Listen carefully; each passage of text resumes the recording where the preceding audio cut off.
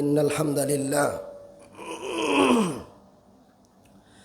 نحمده ونستعينه ونستغفره ونؤمن به ونتوكل عليه ونعوذ بالله من شرور أنفسنا ومن سيئات أعمالنا من يهده الله فلا مضل له ومن يضلله فلا هادي له وأشهد أن لا إله إلا الله وحده لا شريك له وأشهد أن محمدًا عبده ورسوله الذي أرسله بالحق بشيرًا ونذيرًا وداعيًا إلى الله بإذنه وسراجًا وقمرًا منيرًا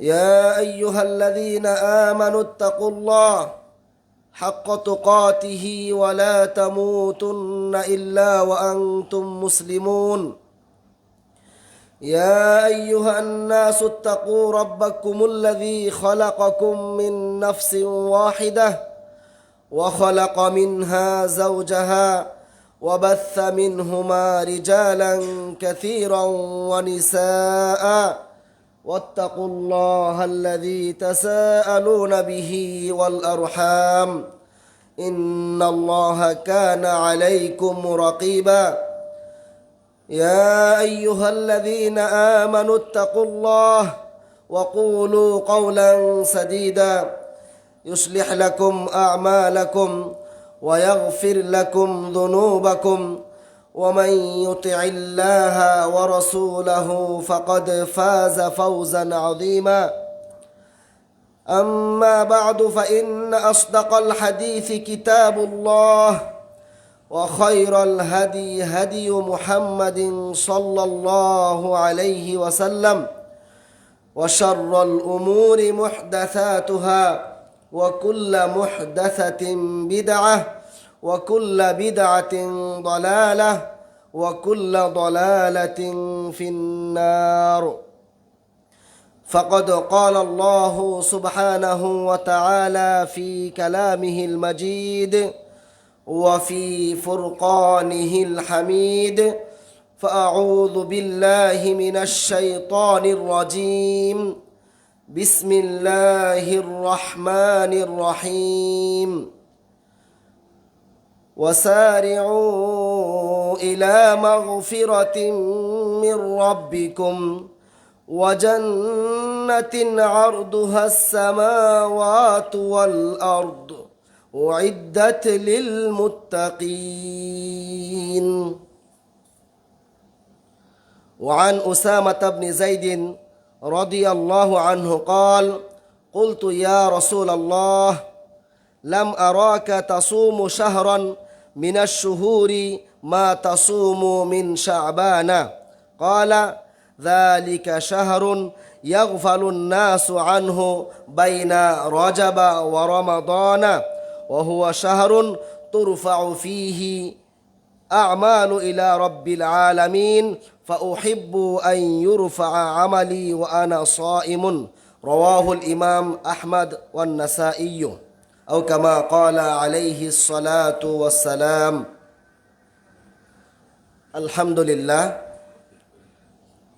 খুতবার শুরুতেই মহান আল্লাহ সুবহানাহু ওয়া তাআলার দরবারে শুকরিয়া আদায় করি যে আল্লাহ সুবহানাহু ওয়া তাআলা অত্যন্ত দয়া করে মায়া করে অনুগ্রহ করে সমাজের অসংখ্য অগণিত মানুষদের মধ্য থেকে নির্বাচন করে আমাদেরকে তৌফিক দিয়েছেন তার ফরজকৃত জুমার সালাত আদায়ের উদ্দেশ্যে দুনিয়ার সর্বশ্রেষ্ঠ স্থান আল্লাহ সুবহানাহু ওয়া তাআলার নিকট সবচাইতে পছন্দনীয় জায়গা আহাব্বুল বিলাদি ইলাল্লাহি মাসাজিদুহা আল্লাহর ঘর মসজিদে আমাদেরকে সমবেত হওয়ার তৌফিক দিয়েছেন এজন্য শুকরিয়া আদায় করি আলহামদুলিল্লাহ অতঃপর দুরুদ ও শান্তির দ্বারা বর্ষিত হোক সকল নবী এবং রাসূলগণের প্রতি, বিশেষ করে নবীগণের সরদার সর্বশ্রেষ্ঠ নবী এবং রাসূল, যেই রাসূলের আদর্শ অনুসরণ করা ব্যতীত দুনিয়ার জীবনে কোনো ব্যক্তি সফলতা অর্জন করতে পারবে না, যেই রাসূলের আদর্শ অনুসরণ করা ব্যতীত পরকালে জাহান্নামের শাস্তি থেকে মুক্তি লাভ করা যাবে না, যে রাসূল তার উম্মতদেরকে দুনিয়ার জীবনে সফলতা অর্জনের এবং পরকালীন মুক্তির যাবতীয় পথ ও পন্থা পুঙ্খানুপুঙ্খানুরূপে শিক্ষা দিয়েছেন, সেই রাসূলের প্রতি দুরূদ ও শান্তির দ্বারা বর্ষিত হোক। আমরা সকলেই বলি আল্লাহুম্মা সাল্লি আলাইহি, আল্লাহুম্মা বারিক আলাইহি।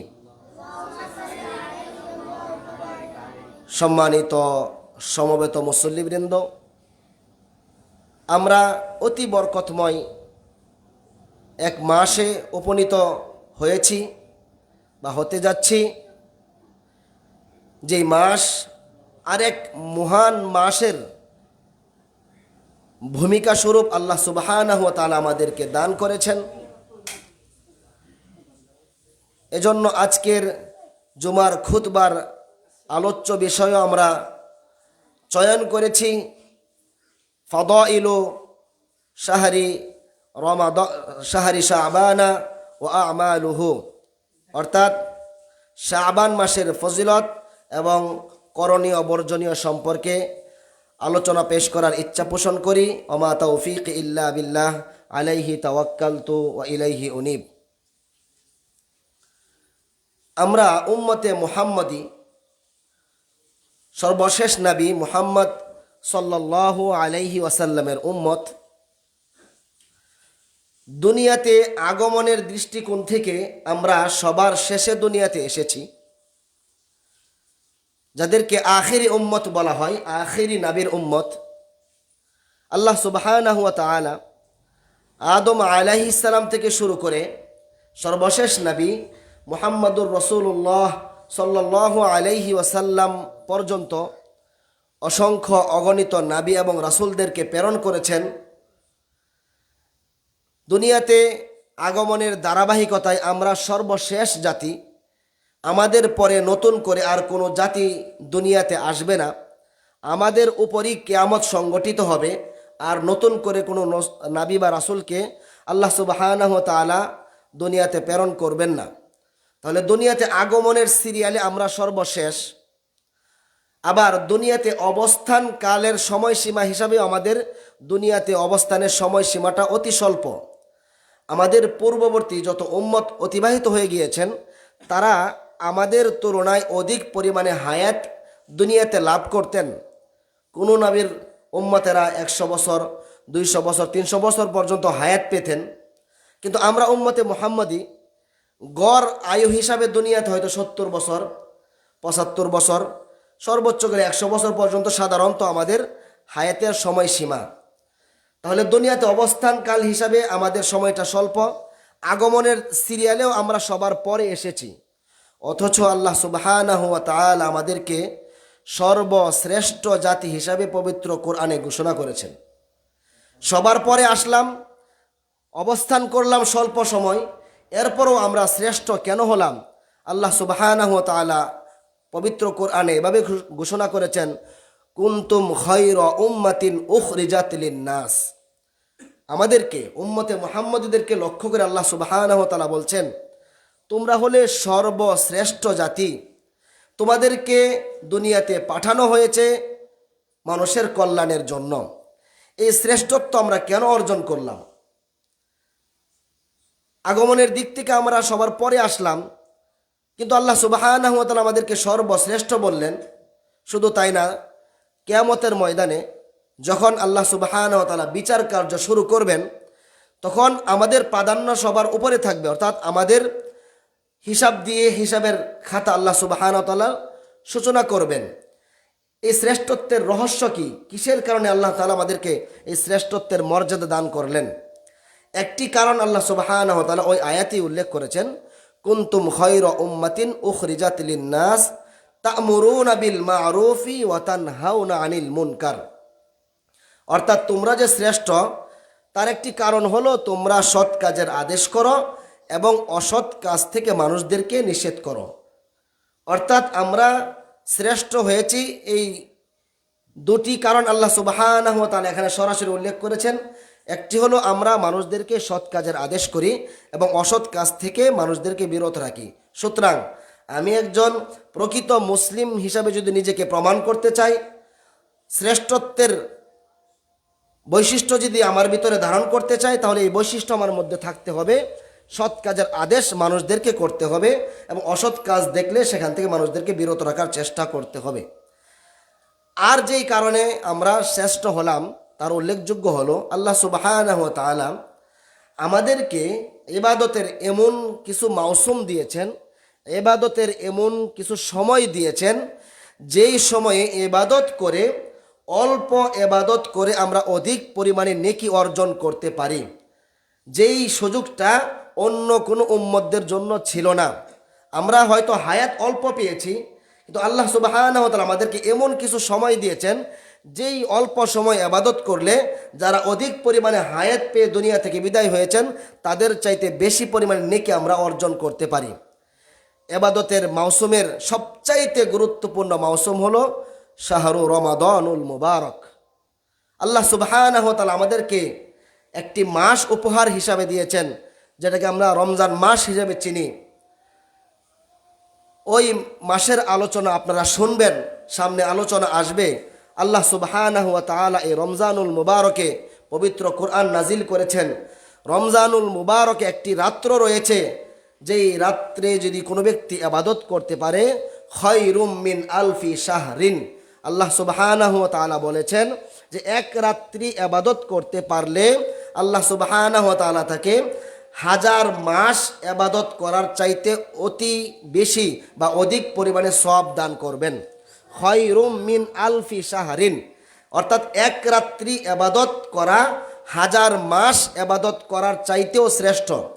হিসাব করলে দেখা যাবে 1000 মাস প্রায় 80 বছরের উপরে। আল্লাহ সুবহানাহু ওয়া তাআলা শুধু এতটুকুই বলেননি, বলেছেন 1000 মাসের চাইতেও উত্তম। অর্থাৎ কোনো ব্যক্তি যদি একটি রাত্র ইবাদতে অতিবাহিত করতে পারে, আল্লাহ সুবহানাহু ওয়া তাআলা তাকে একাধারে একটানা 80 বছর ইবাদত করার চাইতেও অধিক পরিমাণে নেকি দান করবেন। তাহলে এই রমজান মাস একজন মানুষ প্রাপ্তবয়স্ক হওয়ার পর থেকে নিয়ে তার মৃত্যু পর্যন্ত 70 বার, 80 বার, 100 বারও কেউ পেতে পারে। যদি ওই রাত্রটাকে যথার্থভাবে অতিবাহিত করতে পারে, তাহলে সে প্রত্যেক বছরে 80 বছর অধিক পরিমাণে নেকি অর্জন করতে পারে। এই রমজানুল মুবারকের আরও বিশেষ ফজিলত রয়েছে, যার আলোচনা আপনারা সামনে শুনবেন। এই রমজানের আগের যে মাস তার নাম হলো শাবান। আমরা যে মাসে ইতিমধ্যেই উপনীত হয়েছি, আল্লাহ সুবহানাহু ওয়া তাআলা আমাদেরকে যে এত বড় একটি পুরস্কার দান করবেন, এত বড় একটি অফার আল্লাহ সুবহানাহু ওয়া তাআলা আমাদেরকে দিবেন, সেই অফার গ্রহণ করার জন্য যে প্রাথমিক প্রস্তুতি দরকার, প্রাথমিক যে সমস্ত মালুমাত, যে সমস্ত সরঞ্জাম আমাদের কাছে থাকা দরকার, যাতে করে ওই আল্লাহ সুবহানাহু ওয়া তাআলার গিফট বা উপহারটা আমরা ভালোভাবে গ্রহণ করতে পারি। এজন্যই আমাদেরকে রমজানের পূর্বে এই শাবান মাসে প্রস্তুতি গ্রহণ করতে হবে, যাতে করে আমরা রমজান মাসের পরিপূর্ণ মর্যাদা, পরিপূর্ণ ফজিলত আমরা অর্জন করতে পারি। এটা হলো একটি দিক, যে রমজানের পূর্বের মাস হলো শাবান মাস। এছাড়াও এই শাবান মাসের স্বতন্ত্র কিছু বৈশিষ্ট্য রয়েছে, স্বতন্ত্র কিছু ফজিলত রয়েছে, যেগুলি রাসূলুল্লাহ সাল্লাল্লাহু আলাইহি ওয়াসাল্লাম আমাদেরকে শুনিয়েছেন, বর্ণনা করে গিয়েছেন। আমরা আজকের এই পবিত্র খুতবায় এই শাবান মাস আমরা কিভাবে অতিবাহিত করব, শাবান মাসের মর্যাদা কি, আমাদের এই মাসের করণীয় কি হতে পারে এবং বর্জনীয় কি হতে পারে, যাতে করে শাবান মাসের পরিপূর্ণ মর্যাদা আমরা লাভ করতে পারি, পাশাপাশি রমজানের পরিপূর্ণ প্রস্তুতিও যেন আমাদের ভিতরে চলে আসে। ইনশাআল্লাহ সকলের প্রতি উদারত আহ্বান রাখব, মনোযোগ সহকারে আমরা আলোচনা শোনার চেষ্টা করব এবং এই আলোচনার মধ্যে আমার গ্রহণ করার যে বিষয়গুলি থাকবে কোরআন এবং সুন্নাহর আলোকে, সেগুলি আমি গ্রহণ করে সেই অনুযায়ী আমলে বাস্তবায়ন করার চেষ্টা করব ইনশাআল্লাহ।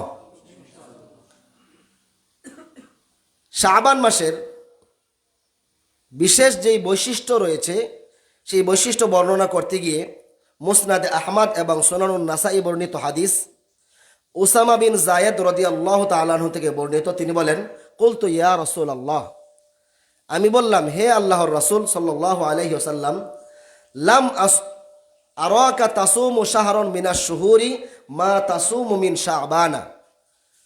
উসামা বিন জায়েদ রাসূল সাল্লাল্লাহু আলাইহি ওয়াসাল্লামকে লক্ষ্য করে বলছেন, ইয়া রাসূলুল্লাহ, আপনি শাবান মাসে যেই পরিমাণ নফল সিয়াম আপনি পালন করেন, রমজান ব্যতীত অন্য কোনো মাসে আপনাকে এত পরিমাণ নফল সিয়াম পালন করতে দেখি না। এর কারণটা কি? অর্থাৎ রাসূল সাল্লাল্লাহু আলাইহি ওয়াসাল্লাম শাবান মাসে অধিক পরিমাণে নফল সিয়াম পালন করতেন। যেমনটা আয়েশা রাদিয়াল্লাহু তাআলা আনহা থেকে বর্ণিত আরেক হাদিসে বর্ণিত হয়েছে। আয়েশা রাদিয়াল্লাহু তাআলা আনহা বলেন, কানা রাসূলুল্লাহি সাল্লাল্লাহু আলাইহি ওয়াসাল্লাম ইয়াসুমু হাত্তা নাকুলা লা ইফতিরু ওয়া ইফতিরু হাত্তা নাকুলা লা ইয়াসুমু ফামা রাআইতু রাসূলুল্লাহি সাল্লাল্লাহু আলাইহি ওয়াসাল্লাম ইস্তাকমালা সিয়ামা শাহরান ইল্লা রমাদানা ওয়া মা রাআইতুহু আকথারা সিয়ামান মিনহু ফি শাবানা।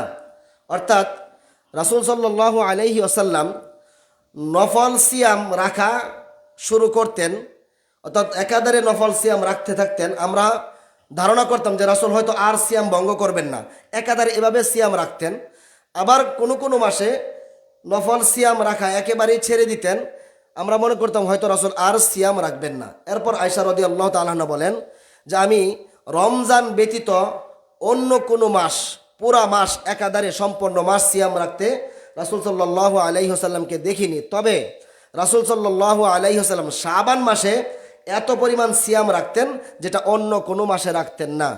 অন্য বর্ণনায় এসেছে, কানা রাসূলুল্লাহি সাল্লাল্লাহু আলাইহি ওয়াসাল্লাম ইয়াসুমু শাবানা ইল্লা কালিলান। রাসূল সাল্লাল্লাহু আলাইহি ওয়াসাল্লাম শাবান মাস পুরোটাই সিয়াম রাখতেন, অল্প কয়েকদিন ব্যতীত।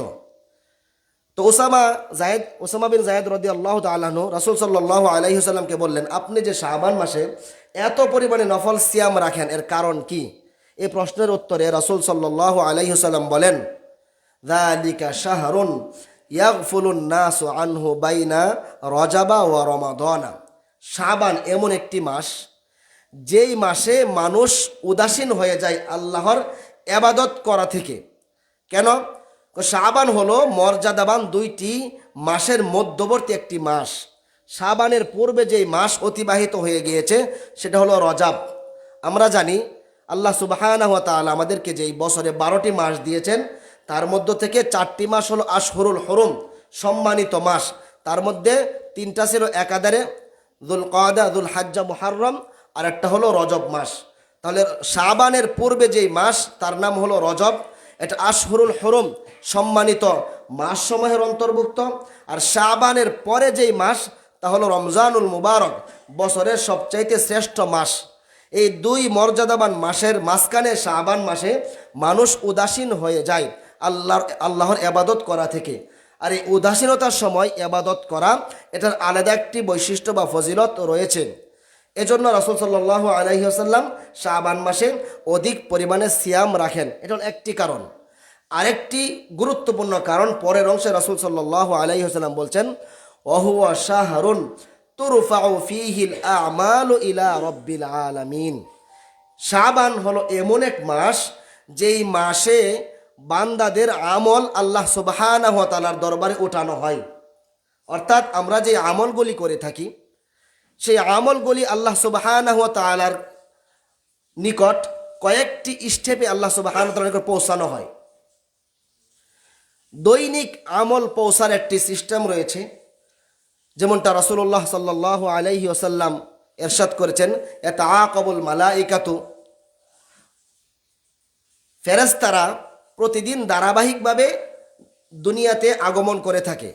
রাতের দায়িত্ব পালনকারী ফেরেশতারা আসরের সময় দুনিয়াতে আগমন করে, আর দিনের দায়িত্ব পালনকারী ফেরেশতারা ফজরের সময় দুনিয়াতে আগমন করে।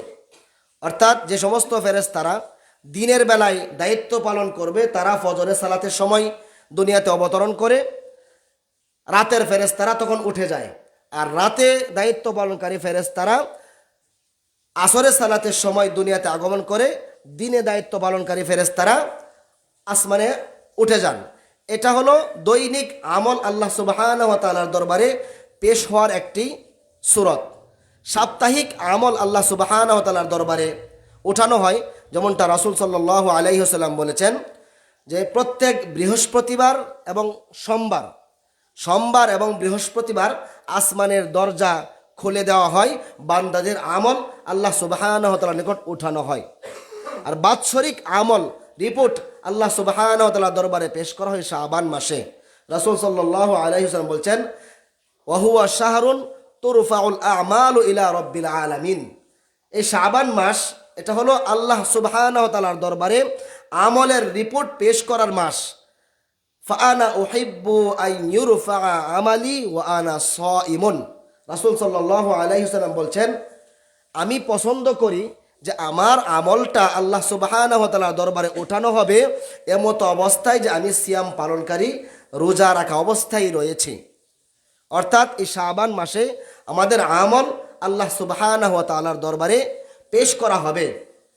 কার আমল কত সুন্দর, কার আমল কত সুন্নাহ এর কাছাকাছি, ইসলামের বিধান অনুযায়ী কার আমলটা হচ্ছে, সেটা আল্লাহ সুবহানাহু ওয়া তাআলার দরবারে পেশ করা হবে। সুতরাং এই শাবান মাসের গুরুত্ব অপরিসীম। কারণ দুনিয়ার হিসাবে যদি আমরা একটু হিসাব করি, যারা আমরা সরকারি চাকরি করি, যেদিন সরকারের পক্ষ থেকে রিপোর্ট করার জন্য অফিসার বা দায়িত্বশীল প্রতিষ্ঠানে আসে, সেদিন প্রতিষ্ঠান প্রধান সকল শিক্ষকদেরকে আগেই ঘোষণা করে রাখেন যে আজকের দিনে কেউ অনুপস্থিত থাকবেন না। যে সমস্ত ছাত্রছাত্রীরা অন্যদিন অনুপস্থিত থাকে তাদেরকে বিশেষভাবে বলা হয় যে তোমরা ওই দিন অবশ্যই প্রতিষ্ঠানে উপস্থিত থাকবা। কেন? রিপোর্টে যাতে কোনো ধরনের অসঙ্গতি দেখা না দেয়, প্রতিষ্ঠান সুন্দরভাবে পরিচালিত হচ্ছে এটা যেন সরকারের খাতায় এন্ট্রি হয়। তো দুনিয়ার অবস্থা যদি এরকম হয়, আল্লাহ সুবহানাহু ওয়া তাআলা আমাদেরকে দুনিয়াতে প্রেরণ করেছেন পরকালের জীবনকে সুন্দর করার জন্য।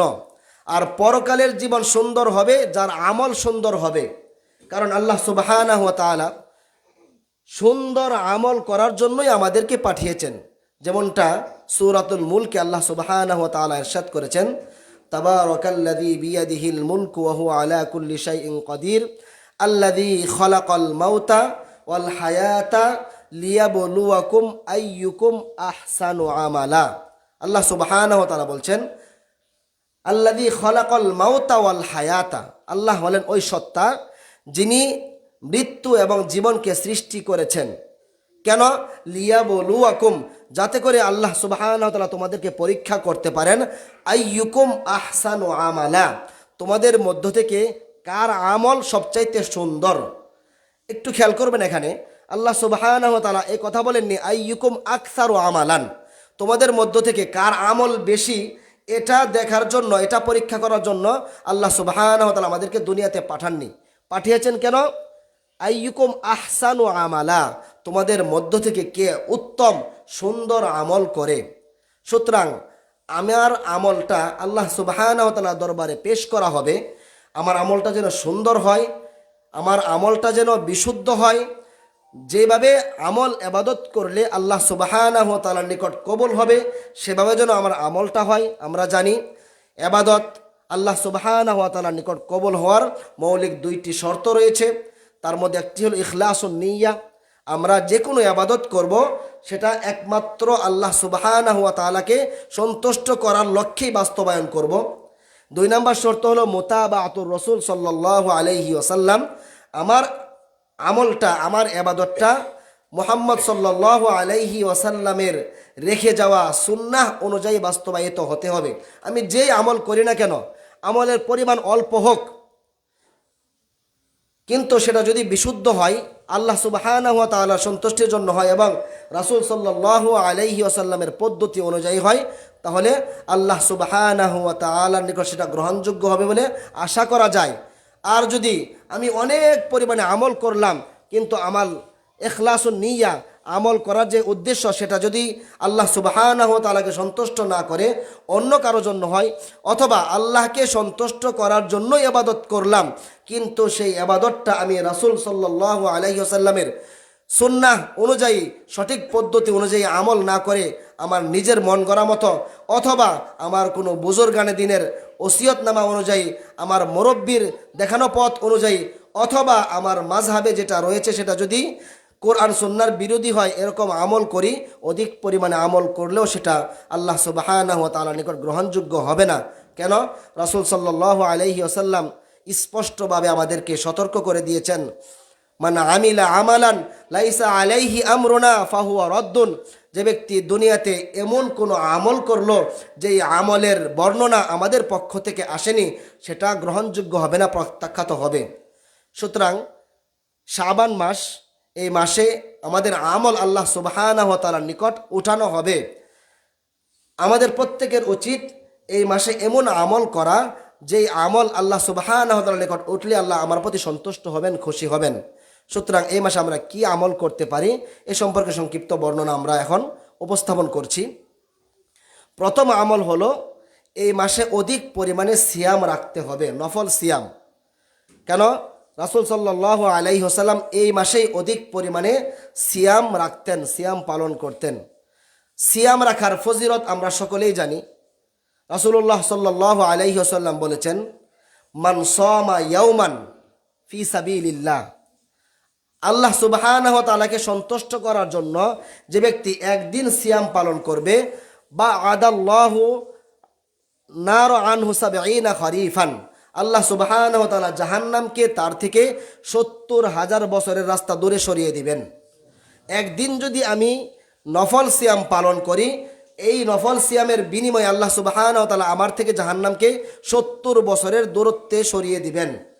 সুতরাং এই শাবান মাস সিয়াম রাখার একটি উপযুক্ত মাস। হয়তো বছরের অন্যান্য মাসে আমরা নফল সিয়াম ওইভাবে পালন করার সুযোগ হয়তো নাও পেতে পারি, কিন্তু শাবানের পরেই আসতেছে আমাদের রমজান মাস। এই রমজানুল মুবারকের প্রস্তুতি স্বরূপও কিছুদিন আমাদের শাবান মাসে সিয়াম পালন করা উচিত। কারণ রমজান মাসের সিয়াম পালন করা প্রতিটি প্রাপ্তবয়স্ক নারী পুরুষের উপর ফরজ। এখন আমি যদি শাবান মাসে নফল সিয়াম রেখে অভ্যস্ত না হই, হঠাৎ করে রমজানের প্রথম দিন যদি সিয়াম রাখা শুরু করি, দেখা যাবে অনাকাঙ্ক্ষিতভাবে আমার দ্বারা এমন কাজ সংগঠিত হয়ে যাবে যার কারণে আমার ফরজ সিয়ামটা নষ্ট হয়ে যাচ্ছে। কারণ 1 বছর পূর্বে আমি সিয়াম রেখেছিলাম রমজান মাসে, এর মাঝখানে আর কি করিনি, আমি সিয়াম পালন করিনি। তো রমজানে সিয়াম রাখা অবস্থায় কিছু কাজ রয়েছে যেগুলি থেকে বিরত থাকতে হয়। এই বিরত থাকতে গেলে আমাকে অভ্যস্ত হওয়া প্রয়োজন, অন্যথায় বলে আমার দ্বারা এই কাজগুলি সংগঠিত হয়ে যাবে। সুতরাং রমজানের পূর্ব প্রস্তুতি স্বরূপ এই শাবান মাসে অধিক পরিমাণে সিয়াম রাখার চেষ্টা করতে হবে। বিশেষ করে মা বোনেরা যারা রয়েছেন, সাধারণত রমজান মাসে মা বোনেদের আল্লাহ সুবহানাহু ওয়া তাআলা কর্তৃক নির্ধারিত ফায়সালার কারণে কিছুদিন সিয়াম কাজা করতে হয়। সেই সিয়ামটা আমরা হয়তো বছরের মাঝখানে আদায় করে নেই। যাদের এখন পর্যন্ত গত রমজানের সিয়াম পালন শেষ হয়নি, আপনার 7টা 8টা 10টা পর্যন্ত, অনেকের 15টা পর্যন্ত সিয়াম কাজা থাকতে পারে গত রমজানের। আগামী রমজান আসার পূর্বেই আপনাদেরকে এই পূর্বের রমজানের যে কাজা রয়েছে সেটা আদায় করে নিতে হবে। আয়েশা রাদিয়াল্লাহু তাআলা আনহা থেকে বর্ণিত হাদিস, তিনি বলেন যে আমি রাসূল সাল্লাল্লাহু আলাইহি ওয়াসাল্লামের সাথে সময় কাটানোর কারণে রমজানের যে কাজা সিয়ামগুলি থাকে সেগুলি বছরের মাঝখানে আদায় করার সুযোগ খুব একটা হয়ে ওঠে না, যার কারণে শাবান মাসে এসে আমি সেই সিয়ামগুলি বেশি পরিমাণে আদায় করে রমজানের কাজাটা আমরা পূরণ করে নিই। সামনে ফাঁকা জায়গা থাকলে আপনারা একটু সামনে অগ্রসর হয়ে বসেন, যাতে করে আমরা সকলেই সুন্দরভাবে বসতে পারি। তাহলে শাবান মাসের প্রথম যেই কাজটা আমাদেরকে করতে হবে, অধিক পরিমাণে নফল সিয়াম পালন করার চেষ্টা আমাদেরকে করতে হবে। দ্বিতীয় যেই কাজ আমাদেরকে করতে হবে সেটা হলো, রমজানুল মুবারক আমাদের সামনে আগত। আল্লাহ সুবহানাহু ওয়া তাআলা রমজানুল মুবারককে আমাদের জন্য রহমত স্বরূপ দিয়েছেন, শাহরুর রহমা, শাহরুল মাগফিরা, শাহরু নুজুলিল কুরআন। সেই রমজানে প্রবেশ করার পূর্বে আমাদের অন্তর আত্মাকে গুনাহের কলুষতা থেকে মুক্ত করতে হবে। এজন্য আল্লাহ সুবহানাহু ওয়া তাআলার নিকট তাওবা ইস্তিগফার বেশি পরিমাণে আমাদেরকে করতে হবে। অর্থাৎ শাবান মাস এটা অতিবাহিত হওয়ার পূর্বেই যেন আমরা তাওবা করে আল্লাহ সুবহানাহু ওয়া তাআলার নিকট থেকে নিজের জীবনের সকল গুনাহগুলিকে ক্ষমা করিয়ে নিতে পারি। তাওবা এটা মুমিনদের জন্য একটি অ্যান্টিবায়োটিকের মতো, অ্যান্টিভাইরাসের মতো। শয়তান আমাদের পিছনে সর্বদাই লেগে থাকে কিভাবে আমাদেরকে আল্লাহ সুবহানাহু ওয়া তাআলার বিরুদ্ধাচরণে লিপ্ত রাখতে পারে, পাপ কাজে লিপ্ত করতে পারে। আল্লাহ সুবহানাহু ওয়া তাআলা আমাদের জন্য সুযোগ রেখেছেন শয়তানের ওয়াসওয়াসায় পড়ে মনের প্রবৃত্তির অনুসরণ করতে গিয়ে কোনো ব্যক্তি যদি গুনাহে লিপ্ত হয়, তার এই গুনাহ থেকে মুক্তির একটি উপায় আল্লাহ সুবহানাহু ওয়া তাআলা আমাদেরকে দিয়েছেন। সেটা হলো গুনাহের প্রতি অনুতপ্ত হয়ে আল্লাহ সুবহানাহু ওয়া তাআলার নিকট তওবা করা, ইস্তিগফার করা, ক্ষমা প্রার্থনা করা। এই মাসে আমাদেরকে অধিক পরিমাণে তাওবা ইস্তিগফার করতে হবে। আল্লাহ সুবহানাহু ওয়া তাআলা আমাদেরকে ডাক দিয়ে বলছেন, কুল ইয়া ইবাদিয়াল্লাযীনা আসরাফু আলা আনফুসিহিম লা তাকনাতু মির রাহমাতিল্লাহ। আল্লাহ সুবহানাহু ওয়া তাআলা আমাদের রাসূলকে ডাক দিয়ে বলছেন, হে রাসূল, আমার বান্দাদেরকে আপনি ঘোষণা দিয়ে দিন, ইয়া ইবাদিয়াল্লাযীনা আসরাফু, ও আমার বান্দারা যারা পাপ করতে করতে, অন্যায় করতে করতে সীমা ছাড়িয়ে গিয়েছ, সীমা লঙ্ঘন করেছ, তোমরা আল্লাহর নিকট ক্ষমা প্রার্থনা করো। তোমরা আল্লাহর দয়া রহমত থেকে নৈরাশ হয়েও না। অনেকেই হয়তো মনে মনে কিছুটা হীনমন্যতায় পড়ে যায় যে আমি এত পরিমাণে অপরাধ করেছি, আল্লাহ সুবহানাহু ওয়া তাআলার নিকট ক্ষমা চাইলে আল্লাহ ক্ষমা করবেন কিনা।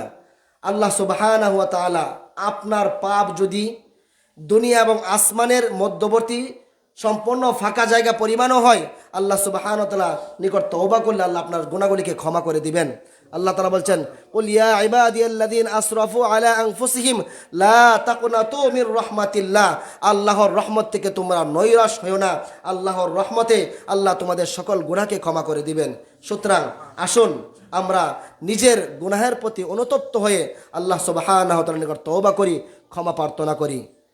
যুবক ভাইয়েরা, মা বোনেরা, সকল মুসল্লিয়ানে কেরাম, শয়তানের ওয়াসওয়াসায় পড়ে মনের প্রবৃত্তির অনুসরণ করতে গিয়ে যদি নাফরমানিতে লিপ্ত হই, দুনিয়ার জীবন হয়তো পার হয়ে যাবে, হয়তো নিজের মনের আনন্দে আমি দুনিয়ার জীবন অতিবাহিত করে ফেলবো, কিন্তু পরকালে এই অপরাধের শাস্তি হিসাবে আল্লাহ সুবহানাহু ওয়া তাআলা জাহান্নাম প্রস্তুত করে রেখেছেন। যে জাহান্নামের শাস্তি সহ্য করার মতন ক্ষমতা আমাদের কারো নেই।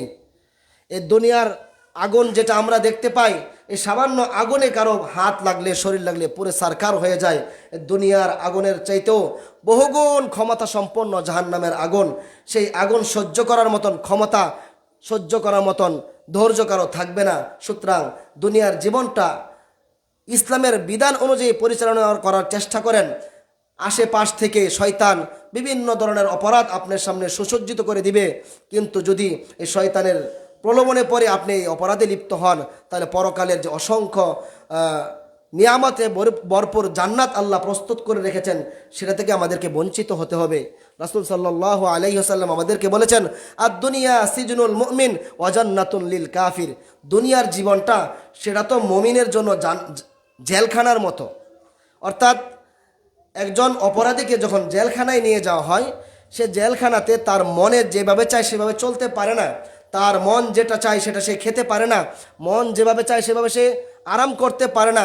জেলখানার নিয়ম অনুযায়ী তাকে চলতে হয়, এর বাহিরে যাওয়ার তার কোনো সুযোগ নেই। অনুরূপভাবে দুনিয়াটাও মুমিনদের জন্য জেলখানার মতন। মন যেটা চাবে সেটাই করা যাবে না, মন যেটা চাবে সেটাই খাওয়া যাবে না, বরং ইসলামের নিয়ম নীতির আলোকে আমাকে জীবন পরিচালনা করতে হবে। ইসলাম আমাকে সুদ খাওয়াকে হারাম করেছেন, সেটা আমার মন চাইলেও আমাকে এর থেকে বিরত থাকতে হবে। অশ্লীল গান বাদ্য শুনতে ইসলাম নিষেধ করেছেন, বেগানা নারীদের সাথে কথা বলতে নিষেধ করেছেন, জিনা ব্যভিচারকে হারাম করেছেন। এই জিনিসগুলির প্রতি মন আকৃষ্ট হবে, তারপরও মনকে কন্ট্রোল করে আমার দুনিয়ার জীবন পরিচালনা করতে হবে। অন্যথায় জেলখানার কয়েদি যদি মনে করে আমি আমার মনে যেভাবে চাই সেভাবে চলবো, তাহলে জেলখানার শাস্তির পরিমাণ তার দিন দিন বাড়বে। এজন্য রাসূল সাল্লাল্লাহু আলাইহি ওয়াসাল্লাম বলেছেন, মুমিন দুনিয়ার জীবন অতিবাহিত করবে জেলখানার ন্যায়, ওয়া জান্নাতুন লিল কাফির। আর কাফের যারা আল্লাহ সুবহানাহু ওয়া তাআলার বিধান মানে না, দুনিয়াটা তাদের জন্য জান্নাত স্বরূপ।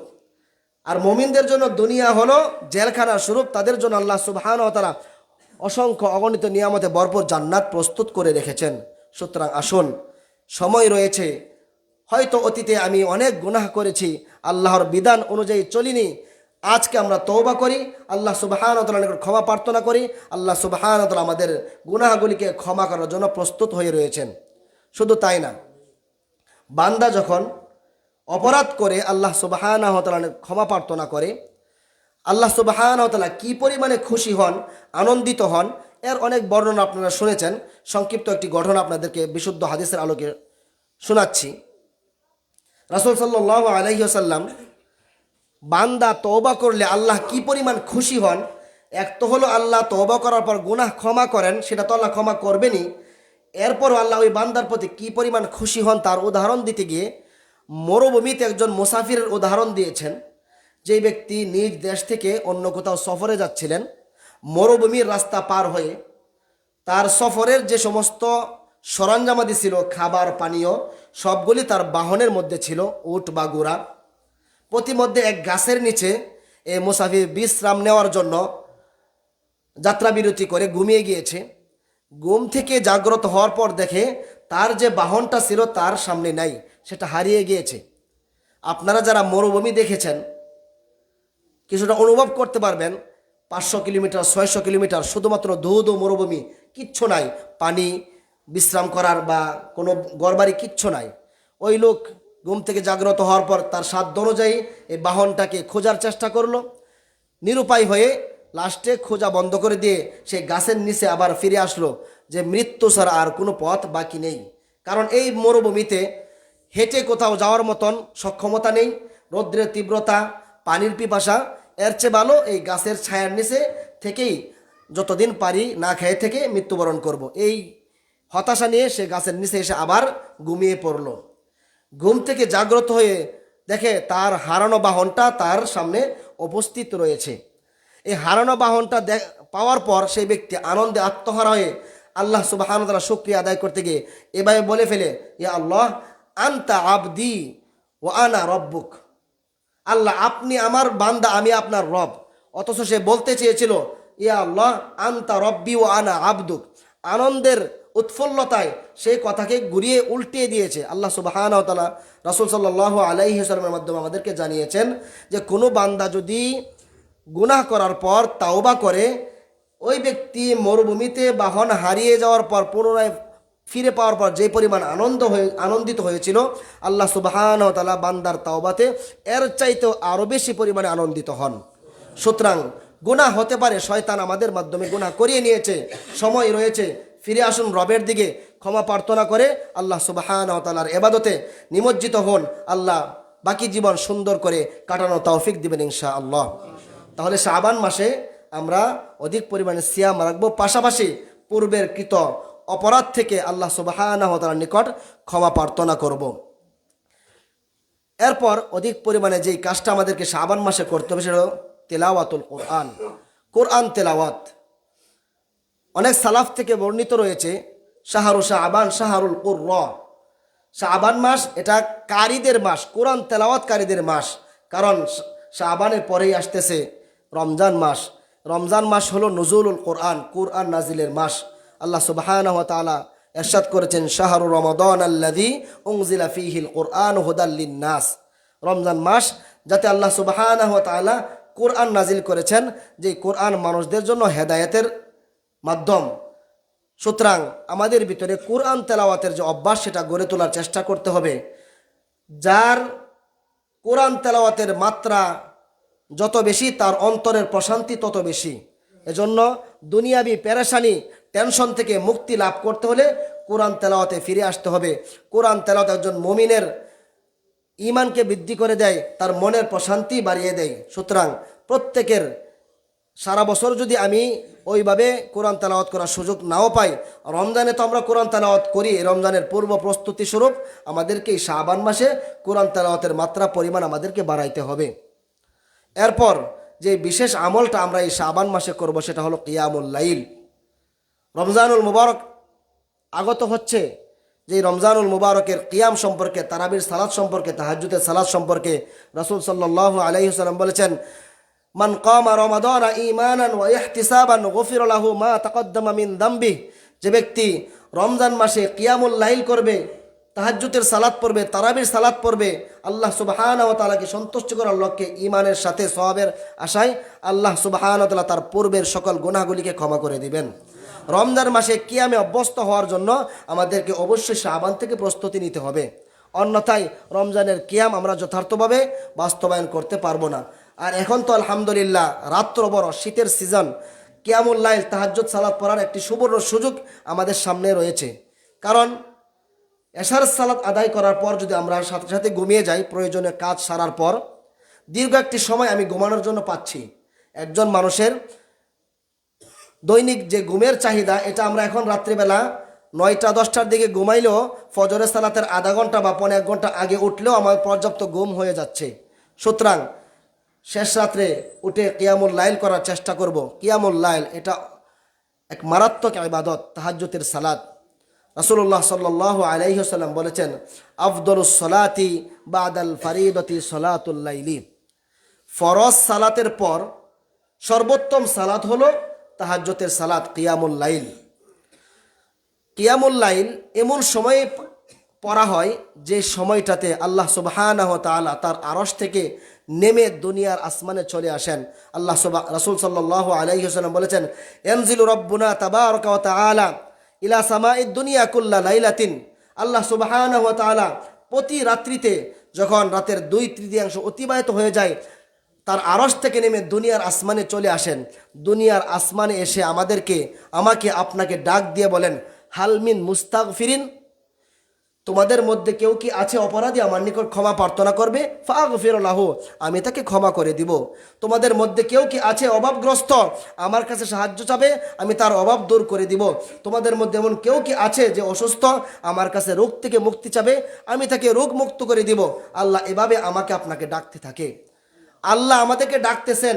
এই সময়টাতে ঘুম থেকে উঠে যদি 2 রাকাত সালাত পড়ে আল্লাহ সুবহানাহু ওয়া তাআলার নিকট আমি দোয়া করি, আল্লাহ সুবহানাহু ওয়া তাআলা সরাসরি আমার দোয়া কবুল করার জন্য প্রস্তুত হয়ে রয়েছেন।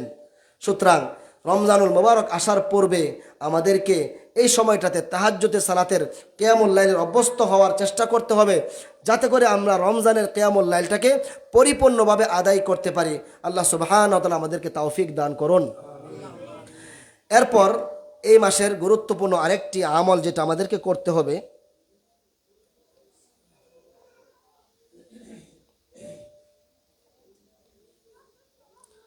সেটা হলো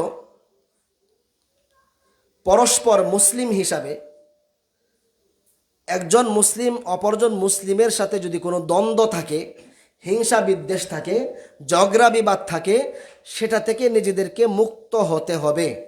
একজন মুসলিম হিসাবে অন্য কোনো মুসলিম ভাইয়ের সাথে আমার বিদ্বেষ থাকতে পারবে না, হিংসা থাকতে পারবে না, ঝগড়া থাকতে পারবে না। এই শাবান মাসের বিশেষ একটি ফজিলত বর্ণিত হয়েছে, যে হাদিসটি সুনানু ইবনে মাজাতে বর্ণিত হয়েছে এবং শেখ নাসিরউদ্দিন আলবানী হাদিসটিকে সহিহ সাব্যস্ত করেছেন। একটু মনোযোগ সহকারে শুনবেন হাদিসটা। এই হাদিসের আলোকে আমাদের সমাজে অনেক কুসংস্কার প্রচলিত রয়েছে, সেদিকেও আমরা যাব ইনশাআল্লাহ।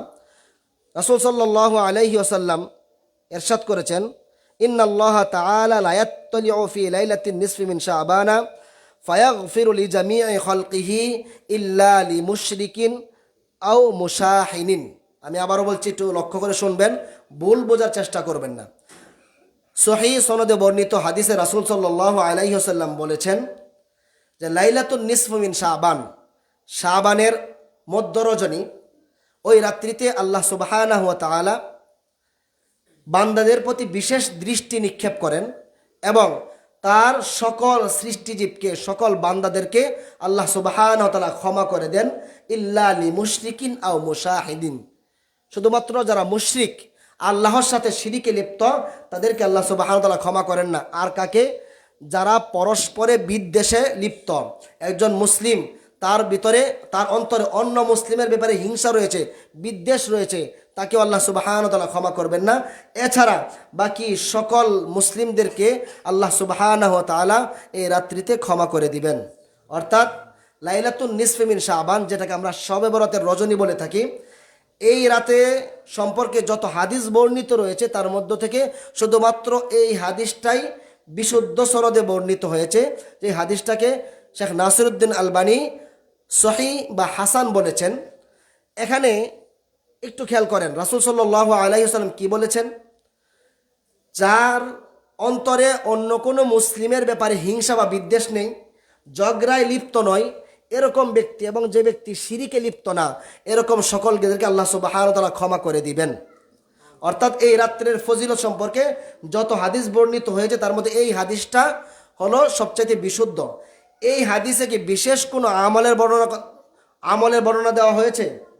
এই হাদিসে কি রাসূল সাল্লাল্লাহু আলাইহি ওয়াসাল্লাম বলেছেন যে তোমরা লাইলাতুন নিসফি মিন শাবানে সকলেই মসজিদে সমবেত হয়ে ঐক্যবদ্ধভাবে জিকির করবে, 100 রাকাত সালাত পড়বে, এক রাকাতে 10 বার করে সূরা ফাতিহা পড়ার পর 10 বার করে সূরাতুল ইখলাস পড়বে, 100 রাকাত সালাত পড়বে। এই ধরনের কোনো বর্ণনা কি এই হাদিসে আছে?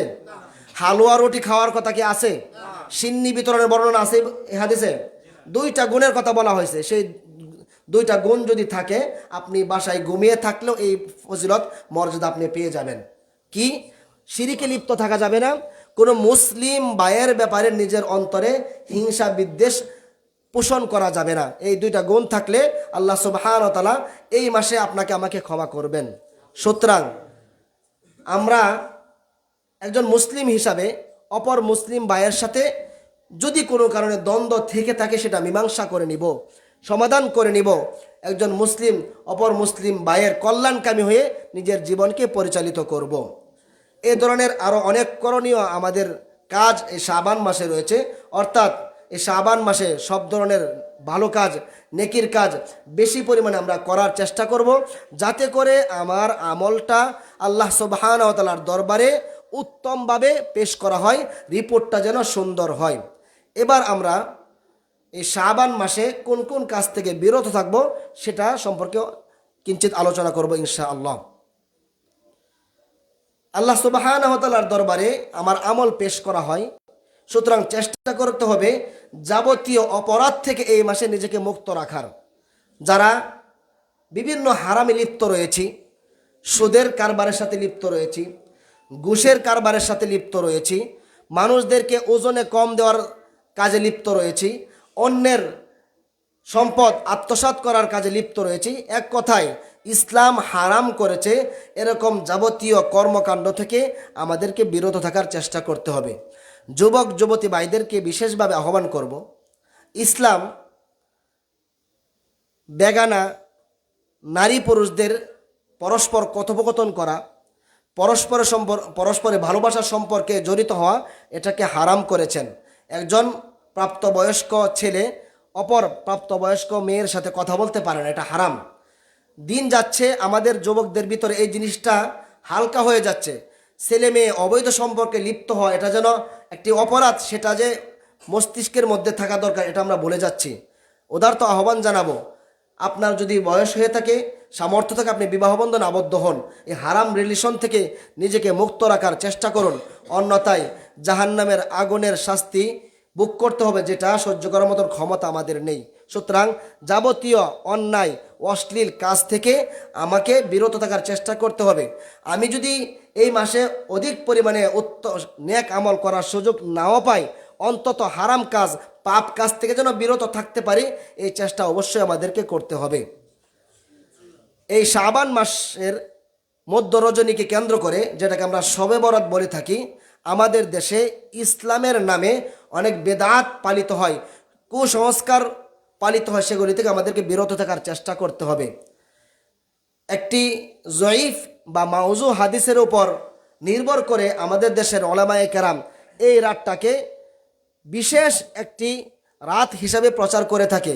যে হাদিসটা এভাবে বর্ণিত হয়েছে, ইদা জাআ লাইলাতুন নিসফি মিন শাবান ফাকুমু লাইলাহা ওয়াসুমু নাহারাহা, অর্থাৎ এই শবে বরাতের রজনীতে তোমরা রাত্রিবেলা জেগে ইবাদত করো আর পরের দিন তোমরা সিয়াম পালন করো। এটা জয়ীফ হাদিস, কোন কোন বর্ণনায় আসছে মাউজু হাদিস। আমরা এতক্ষণ যে আলোচনাগুলি করলাম সেখানে কি করণীয়, আমরা শাবান মাসের করণীয় কিছু পাই নাই খুঁজে? সিয়ামের আলোচনা পেয়েছি, কিয়ামের আলোচনা পেয়েছি। সেটা কি নির্দিষ্ট কোনো দিনকে কেন্দ্র করে নাকি পুরো মাসকে কেন্দ্র করে? আয়েশা রাদিয়াল্লাহু তাআলা আনহা বলছেন যে রাসূল সাল্লাল্লাহু আলাইহি ওয়াসাল্লাম ইয়াসুমু শাবানা কুল্লাহা ইল্লা কলিলান। রাসূল সাল্লাল্লাহু আলাইহি ওয়াসাল্লাম শাবান মাস পুরোটাই সিয়াম রাখতেন, লাস্টের 2-1 দিন ব্যতীত। তাহলে শাবান মাসে ইবাদত আমাকে পুরা মাস করতে হবে, শুধুমাত্র একটি রাত্রে একটি দিনকে নির্ধারণ করা এটা এই শাবান মাসের মর্যাদাকে নষ্ট করা অন্তর্ভুক্ত। মানুষদেরকে আমরা আমলের প্রতি উদ্বুদ্ধ করব, একদিন কেন?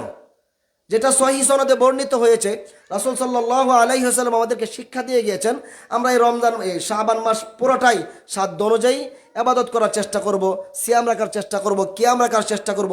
শুধুমাত্র একদিনকে নির্দিষ্ট করে ওদিন অনেক ডোল ডাল পিটিয়ে অনেক আয়োজন করে সকলকে মসজিদে নিয়ে এসে বেদাতি জিকির, ঐক্যবদ্ধভাবে জিকির করা, মোনাজাত করা, অথবা বিভিন্ন পদ্ধতিতে সালাত আদায় করা, 100 রাকাত, প্রত্যেক রাকাতে আবার সূরা ফাতিহা পড়ার পরে 10 বার করে সূরা ইখলাস, বিভিন্ন পদ্ধতিতে এই সমস্ত যে পদ্ধতিগুলি রয়েছে সবগুলি হলো বিদআতের অন্তর্ভুক্ত। রাসূল সাল্লাল্লাহু আলাইহি ওয়াসাল্লাম থেকে এ সম্পর্কে কোনো বর্ণনা বর্ণিত হয়নি। দেখেন, আমরা আপনাদেরকে আল্লাহর দিন থেকে দূরে সরিয়ে দেওয়ার চেষ্টা করছি না, আল্লাহর দিনের কাছাকাছি নিয়ে আসার চেষ্টা করছি। এক রাত্রে ইবাদতের বর্ণনা যেহেতু বর্ণিত হয়নি, আমরা আপনাদেরকে পুরা মাস ইবাদতের কথা বলেছি। কিয়ামুল লাইল শুধু একদিন কেন করবেন? আপনার পুরো শাবান মাস করার চেষ্টা করবেন। আল্লাহর নিকট তওবা একদিন কেন করবেন? পুরো মাস করার চেষ্টা করবেন, যাতে করে নিজের মন গড়া কোনো আমল করে নিজের আমলটা নষ্ট করার সুযোগ তৈরি না হয়। কেননা রাসূল সাল্লাল্লাহু আলাইহি ওয়াসাল্লাম বলেছেন, মান আমিলা আমালান লাইসা আলাইহি আমরুনা ফাহুয়া রদ্দুন, অথবা মান আহাদাথা ফি আমরিনা হাযা মা লাইসা মিনহু ফাহুয়া রদ্দুন। কোনো ব্যক্তি যদি আমাদের এই ইসলাম ধর্মে এমন কোনো আমলের সূচনা করে যার বর্ণনা আমাদের কাছ থেকে আসেনি, তা প্রত্যাখ্যানযোগ্য। আমরা জুমার খুতবায় একটি হাদিসের অংশ সবসময় শুনে থাকি, কুল্লু বিদআতিন দলালা ও কুল্লু দলালাতিন ফিন্নার। প্রতিটি বেদাত একটি ভ্রষ্টতা, আর প্রতিটি পথভ্রষ্টতার ঠিকানা হলো জাহান্নাম। সুতরাং এই শবে বরাতকে কেন্দ্র করে যত আয়োজন করা হয় তার সবগুলোই হলো বেদাত, ইসলামে নতুন আবিষ্কার করা জিনিস। এর থেকে আমাদেরকে বিরত থাকার চেষ্টা করতে হবে এবং যারা এই কাজে লিপ্ত থাকবে তাদেরকে বোঝানোর চেষ্টা করতে হবে। এই শাবান মাসে আরেকটি কাজ থেকে আমাদেরকে বিরত থাকার চেষ্টা করতে হবে, সেটা হলো সিয়াম ইয়াউমি শাক্কি। শাবান মাসের শেষের 1 দিন বা 2 দিন, যারা আগে কোনোদিন সিয়াম রাখেনি, শাবান মাসে নফল সিয়াম পালন কেউ করেনি, শেষের 2 দিন এই আশঙ্কায় সিয়াম রাখা যে হয়তো রমজান মাস শুরু হয়ে যাচ্ছে। চাঁদের হিসাব অনেক সময়ও থাকে, চাঁদ 29-এ মাস শেষ হয়, 30-এ মাস শেষ হয়, শাবান মাসের শেষের দিন, অর্থাৎ সতর্কতা স্বরূপ সিয়াম পালন করা যে হয়তো এটা শাবান মাসের 30 তারিখ হবে অথবা রমজানের প্রথম দিন হবে, এই আশঙ্কায় সিয়াম পালন করা নিষেধ। রাসূল সাল্লাল্লাহু আলাইহি ওয়াসাল্লাম রমজানের চাঁদ উদিত হলে সিয়াম রাখতে বলেছেন, ফাসুমু বিরুইয়াতিহা, অর্থাৎ যখন রমজানের চাঁদ দেখা যাবে এরপরে আমরা রমজানের সিয়াম পালন করা শুরু করব। শাবান মাসের 30 তারিখ, যেটা হয়তো অনেক সময় চাঁদ সন্ধ্যার সময় উঠতে দেরি হলে রাত্রেবেলা নিশ্চিত হওয়া যায়, সন্দেহ অর্থাৎ সতর্কতা স্বরূপ যে এটা হয়তো শাবানের 30 তারিখ হবে অথবা রমজানের প্রথম দিন হবে, এই সতর্কতা স্বরূপ সিয়াম রাখা নিষেধ। সুতরাং হ্যাঁ, কারো যদি অভ্যাস থাকে সোমবার দিন, বৃহস্পতিবার দিন সিয়াম পালন করার, আর শাবানের 29 তারিখ বা 30 তারিখ ওই দিন পড়ছে, তাহলে সিয়াম রাখতে পারে। এমনিতেই সতর্কতা স্বরূপ শাবানের 29 এবং 30 তারিখ সিয়াম পালন করা নিষেধ, সেটা থেকে আমাদেরকে বিরত থাকার চেষ্টা করতে হবে। সর্বোপরি এই শাবান মাসকে কেন্দ্র করে যত ধরনের বেদাত রয়েছে, নতুন প্রচলিত আমল রয়েছে, সেগুলি থেকে আমাদেরকে বিরত থাকার চেষ্টা করতে হবে। পুরা মাস আমাদেরকে আল্লাহ সুবহানাহু ওয়া তাআলার সন্তুষ্টি অর্জনের লক্ষ্যে ইবাদত করতে হবে। আল্লাহ সুবহানাহু ওয়া তাআলার নিকট দোয়া করি আল্লাহ তাআলা যেন আমাদেরকে এই শাবান মাসটা পরিপূর্ণভাবে কাজে লাগিয়ে এই মাসের যে মর্যাদা ফজিলত রয়েছে সেটা যেন আমরা লাভ করতে পারি, সেই তৌফিক আল্লাহ তাআলা আমাদেরকে দান করুন। এই মাসে যত খোরাফাত রয়েছে, কুসংস্কার রয়েছে সেগুলি থেকে আমরা যেন বিরত থাকতে পারি এবং আমাদের সাধ্য অনুযায়ী অন্যদেরকেও যেন এর দাওয়াত পৌঁছে দিতে পারি, সেই তৌফিক আল্লাহ আমাদেরকে দান করুন। আমিন। হাদা ওয়া সাল্লাল্লাহু ওয়া সাল্লামা আলা নাবিয়্যিনা মুহাম্মদ ওয়া আলা আলিহি ওয়া আসহাবিহি আজমাইন।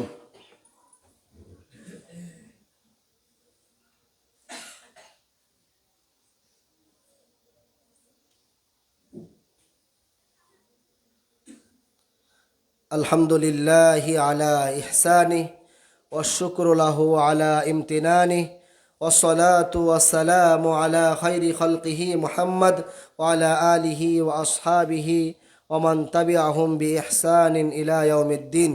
عباد الله، إن الله قد أمركم بأمر وقد بدأ بنفسه حيث قال: إن الله وملائكته يصلون على النبي يا أيها الذين آمنوا صلوا عليه وسلموا تسليما.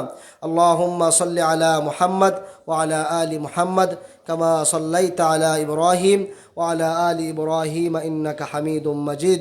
اللهم بارك على محمد وعلى آل محمد كما باركت على إبراهيم وعلى آل إبراهيم إنك حميد مجيد. اللهم أعز الإسلام والمسلمين واخذل الكفرة والمشركين. اللهم انصر من نصر دين محمد صلى الله عليه وسلم. اللهم اخذل من خذل دين محمد صلى الله عليه وسلم. ربنا ظلمنا أنفسنا وإن لم تغفر لنا وترحمنا لنكونن من الخاسرين. ربنا آتنا في الدنيا حسنة وفي الآخرة حسنة وقنا عذاب النار. رب ارحمهما كما ربيانا صغيرا. رب ارحمهما كما ربيانا صغيرا. رب ارحمهما كما ربيانا صغيرا. ربنا تقبل منا إنك أنت السميع العليم وتب علينا يا مولانا إنك أنت التواب الرحيم. عباد الله، إن الله يأمركم بالعدل والإحسان وإيتاء ذي القربى وينهى عن الفحشاء والمنكر والبغي يعظكم لعلكم تذكرون. فاذكروني أذكركم واشكروا لي ولا تكفرون.